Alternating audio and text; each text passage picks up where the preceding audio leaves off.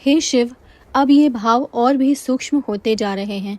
मैं इन्हें अपने भीतर महसूस करने की कोशिश करती हूँ।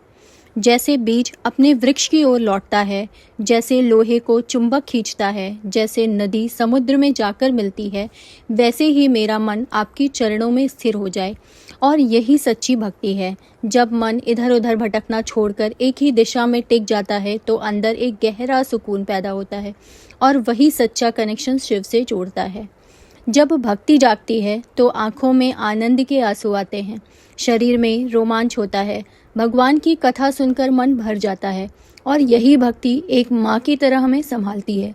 कभी कभी बिना कारण भी आंखों में आंसू आ जाते हैं लेकिन वो दुख के नहीं होते, वो एक अंदर की शांति और जुड़ाव होता है और वही सच्ची भक्ति का अनुभव कराता है।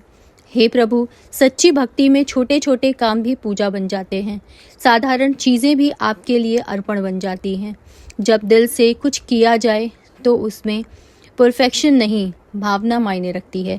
भक्ति में कैसे नहीं, किस भावना से किया गया है, ये ज़रूरी है। हे शिव, आपके चरण इतने कोमल हैं, फिर भी आपने संसार के लिए इतना सहा।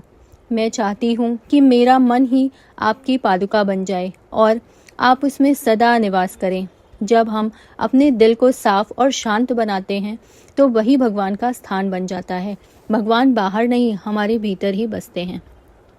जब कोई सच्चे मन से आपकी चरणों का स्मरण करता है तो मृत्यु भी उसको डरती है, देवता भी उसकी पूजा करते हैं और मोक्ष से गले लगा लेता है।